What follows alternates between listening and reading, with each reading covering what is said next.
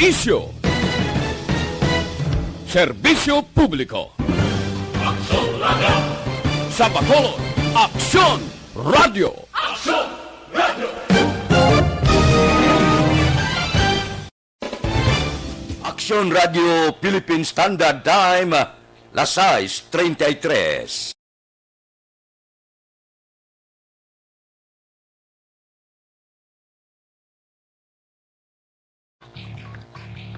Aksyon Reports, second portion. Di kalidad, kag madalong nga mga analisis sa pinakainit na balita sa bilog na probensya kag nasyon. Aksyon Reports, second portion. Patas kag balanse nga komentaryo sa mga issues kag mga balita nga nagaapekto sa mga pumuluyo sa adlaw-adlaw nga tanan. Aksyon Reports, second portion. Upod sa veterano kag respetado nga komentarista, Aksyon Fred Salanga. Karon nga adlaw, Sabado, Pitsa 3 na bulan sang Hulyo, tuig 2021. Anano nga mga balita kag isyu ang aton talakayon para karon nga aga. Ining balita kag isyu idulong sa aton sang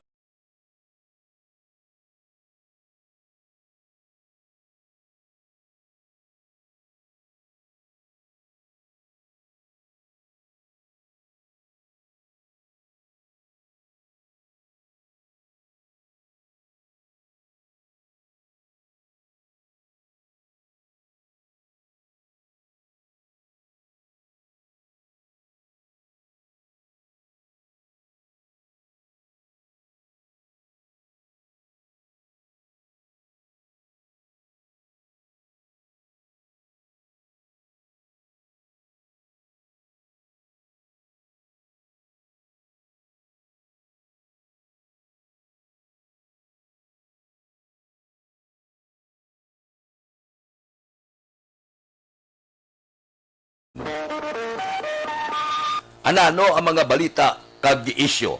Hindi na mapunggan si Senador Manny Pacquiao determinado na nga magpapili presidente sa bulan sa Mayo next year sa masunod nga tuig kag naga pangabay siya sila niya kay Senador Ping Lacson, partner. Pwede ta ka maupod, pwede ka nga mangin vice presidente ko. O galing kay si Ping Lacson ginaduso man gani sang presidente sang Senado si Vicente Soto nga kung magdalagan presidente mabisi siya kay Senador Ping Lacson. Daw bakal si Ping Lacson, no? Di si Manny Pacquiao ga pangabay nga kung pwede mangin bisi niya si Senador Ping Lacson. So balantayan ini.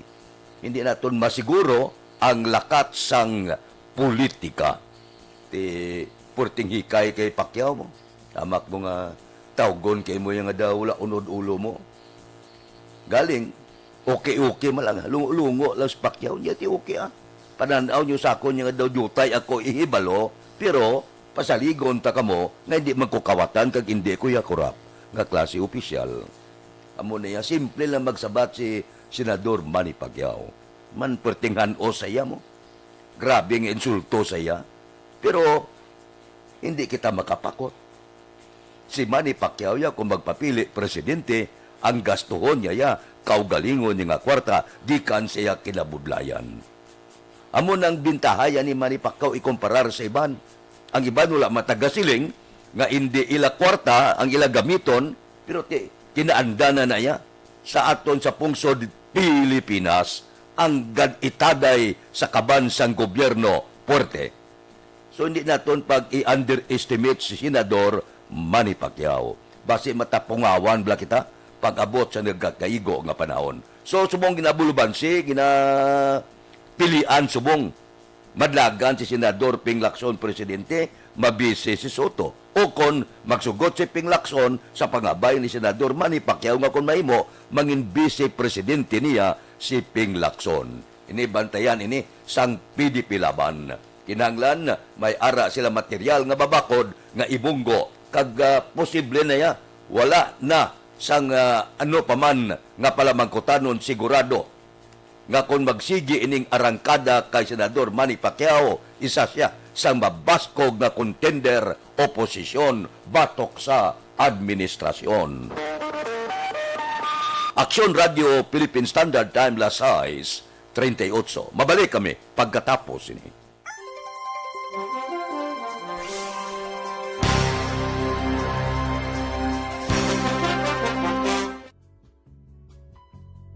Hindi pa rin natatapos ang laban natin sa COVID-19. At sa labang ito, isa sa pinakamahalagang armas natin ang tamang impormasyon. Importanteng maalam tayo kung paano ba natin mababawasan ang tsansang mahawaan tayo ng COVID-19. Pero, ano nga ba ang alam natin ngayon tungkol sa pagkalat ng COVID-19? Base sa kasalukuyang pag-aaral, ang COVID-19 ay sumasama sa droplets sa tuwing may umuubo, bumabahing, kumakain, nagsasalita, o kahit sa paghinga. Kadalasan, hindi natin namamalayan ang pagtalsik ng mga droplets na ito dahil hindi sila nakikita. Ano naman ang magagawa natin para maibaba ang exposure natin o tsansang magka-COVID? Kailangan nating maibaba ang exposure mula sa virus tuwing nakikipagsalamuha tayo sa iba. Isa sa pinakamainam na tool ang face mask upang mabawasan ang ating exposure at ang pagkalat ng COVID-19. Kaya naman, face mask ang bida topic natin for today. Binabawasan ng mask ang tsansang makahawa at makapanghawa tayo sa ibang tao. Ayon sa current studies, kaya nitong bawasan ang ating risk of infection ng 67%. Ngayon, napakadami ng face mask na available para sa atin. Ika nga options, options, options. So, how do you get to decide which one to use? I-ready ang inyong mga phone at i-screenshot ang mga comparison na ito ng iba't ibang mask.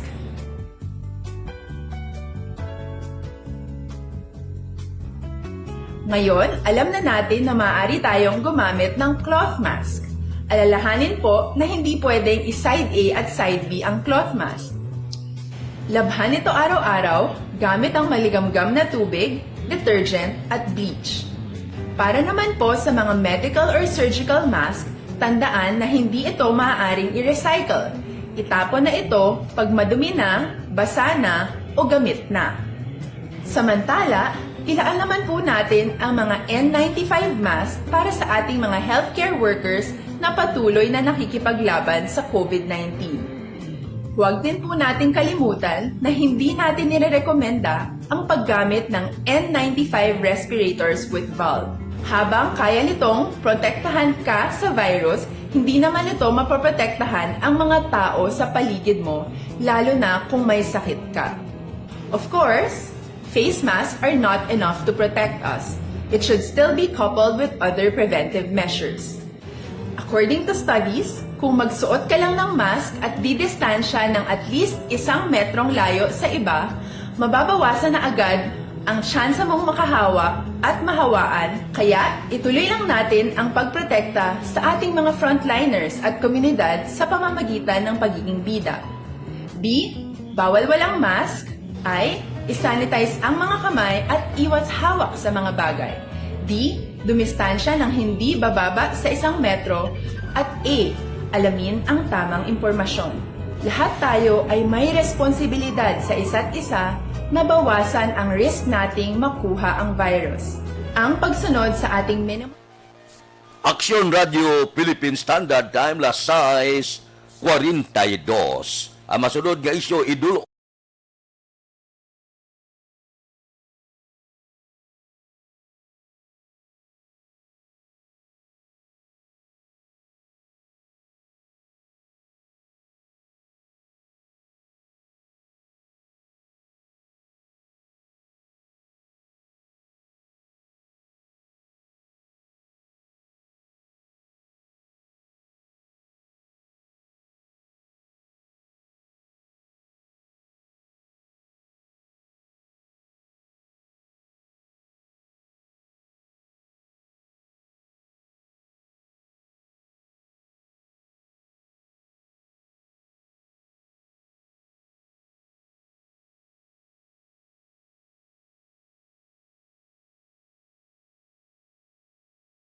Standard Time, las 6:42. Porti man ang kabit, no? Bilib ko ni sa kay Duki mo. Grabe ya. Porti ang kabit ya kay Presidente Rodrigo Duterte. Siling ni Duterte. Nyabi, tagain nyo korason man ginaduso sa mga senador, pila ka mga cabinet member niya, plus ang iban pagid nga mga oposisyon, kakason ini si Health Secretary Francisco Duque. Ang iban nga mga health worker garali na kadako sang budget, wala magtulupa sa kamot sa mga health worker. Sa likod siya ni, porting arangkada sa gihapon 100% ang salig ni Presidente Rodrigo Duterte. Siling sang Presidente, abi niya, tagain niyo ko rason nga asipaon ko sa pwesto si Health Secretary Francisco Duque. Nya wala ko kita problema. Wala ko kita rason ko nga nakakason ko siya sa pwesto. Nya nakakason ko siya. Kay may advice ang pila ka cabinet member, kay may ara senador, kay may ara grupo nga nagasinggitan nga kakason siya. Pero para sa presidente, nya wala ko kita rason niya. Wala ko kita rason nga may ginhimo nga malain. Ini si Health Secretary Francisco Duque. So sa tanan nga nagaakusar sa Health Secretary, abi bulubugatin nyo, kung may ara kamo ginakaptan nga ebidensya, ipabugatin nyo para nga bisan paano makumbinser ninyo si Presidente Rodrigo Duterte nga hindi siya nagkakabagay sa pwesto bangod sa nagkatabo nga pandemic subong. Pero kung hindi kamo katag mabugat nga ebidensya, ti sorry lang. Kay si Presidente Rodrigo Duterte, bisan mag-ano kamo sang wakal, magtalaksik laway nyo, si Presidente may salig gihapon kay Health Secretary Francisco Duque. Aksyon Radio Philippine Standard Time, las 6:45. Mabalik kami pagkatapos ini.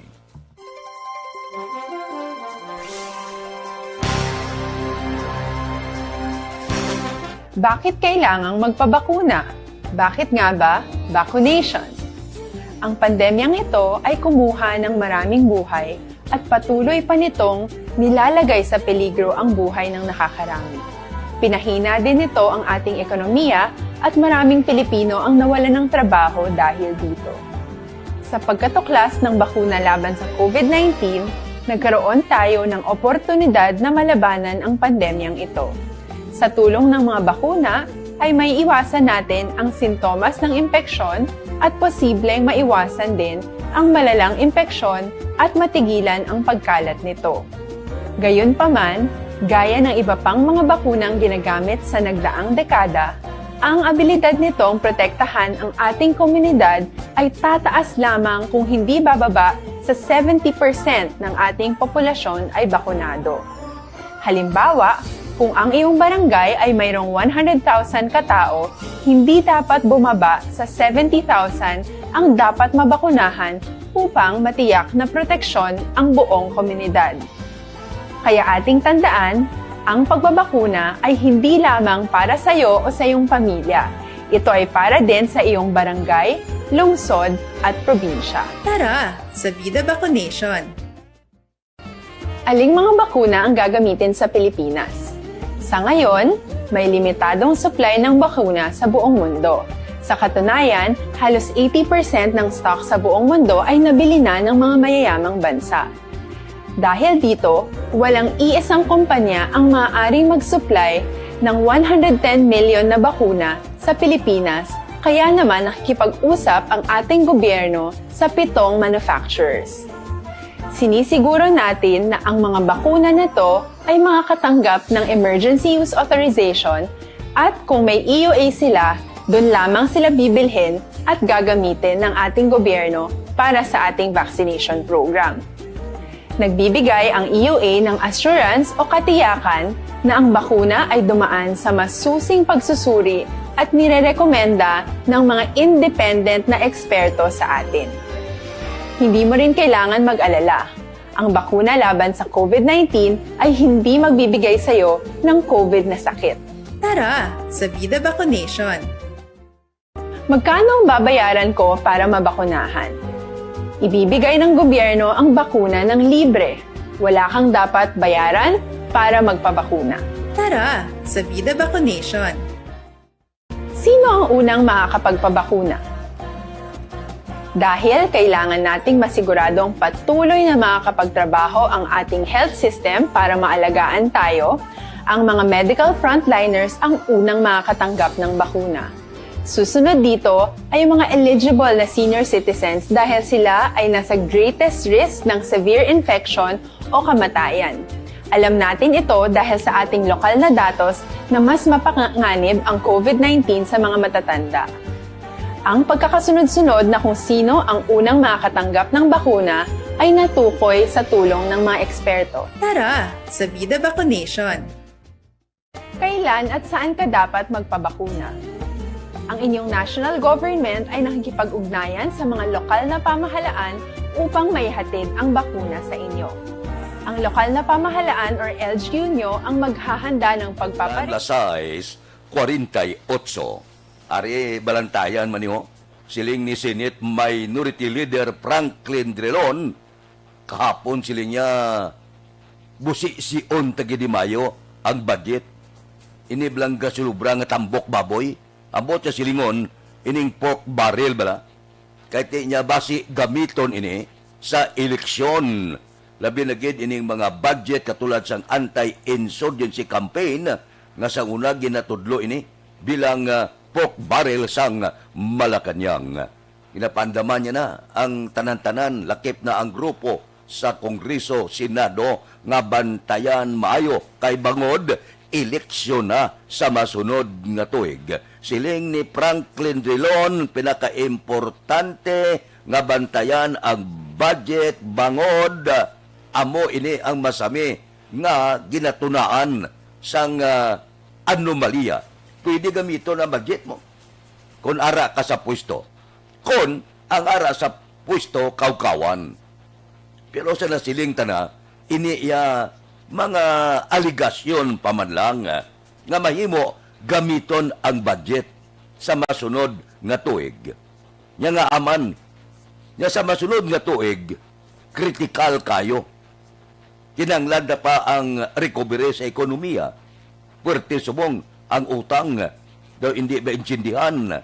Di naga-appeal siya, niya kinahanglan nga bantayan ang budget kay base kon ini gamiton kon sino ang ginatuyo kaginatudlo ni Franklin Drilon wala niya ginhinambitan. Nya pro bantayan ta kay kadelikado. Masyado kadelikado nga mahimo kuuton ang kaban sa gobyerno kag gastuhon para sa benepisyo sang pila ka mga politiko. Bantayan tayo ni samtang gahilapit ang eleksyon. Maigan niya, kaya gainit ang isyo, nagabukaray ginamos, pamatian tayo. Kaya karon nga adlaw, palukpon ko no, ni Senador Manny Pacquiao ang pila kadalagko nga anomalya kag iskandalo sa gobyerno. Bantayan ta na karon nga adlaw. Aksyon Radio Philippine Standard Time, las 6:51. Mabalik kami pagkatapos ini.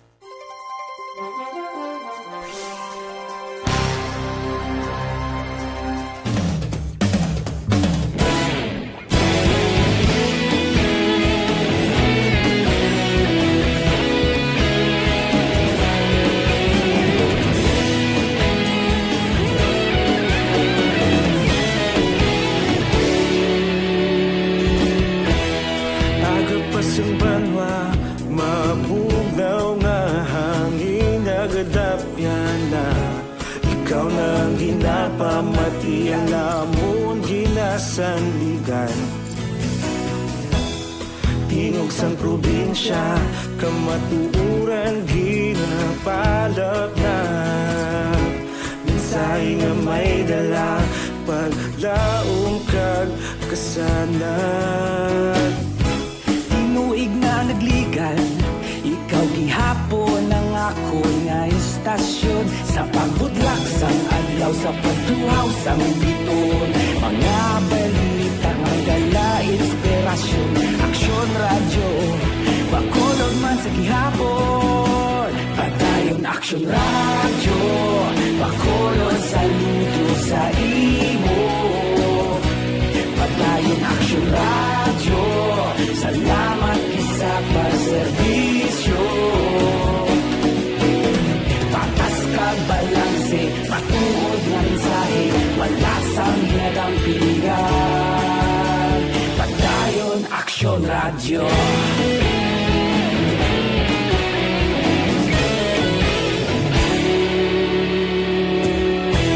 Bacolod nun kag Negrosanon, inyong pamatian.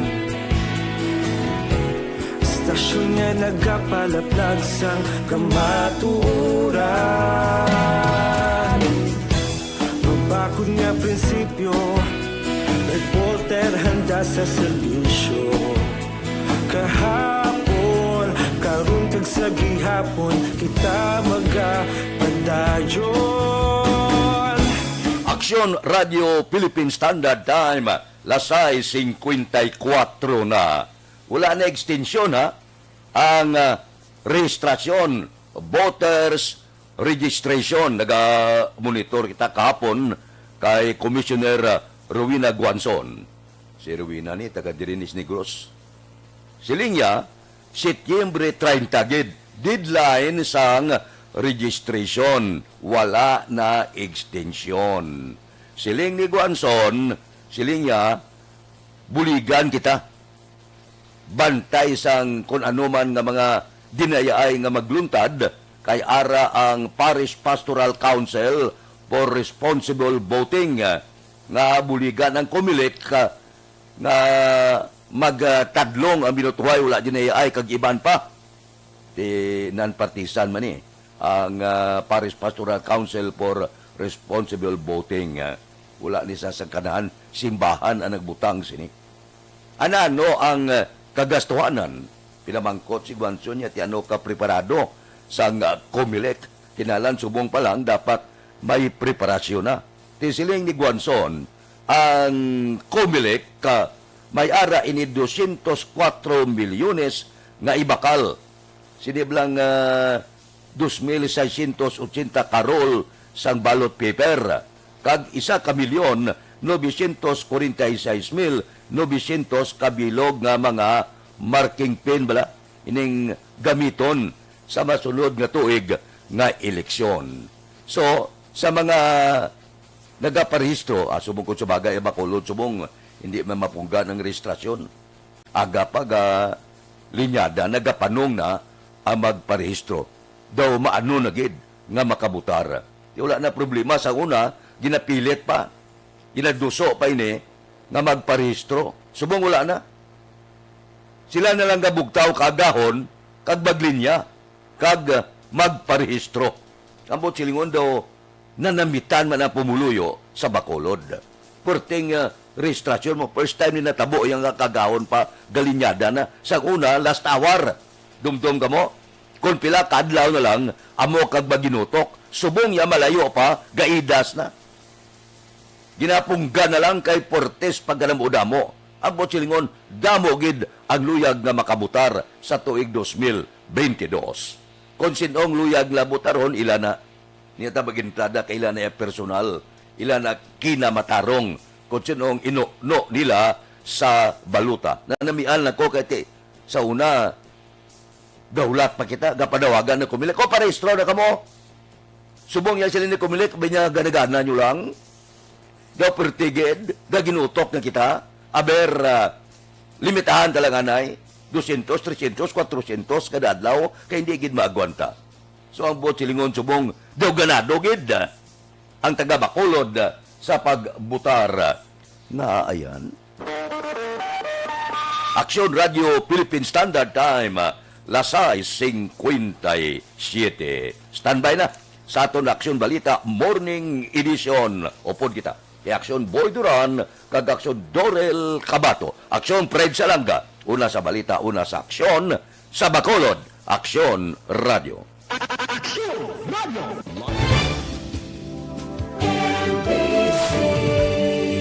Manila Broadcasting Company. Sa balita. komentaryo.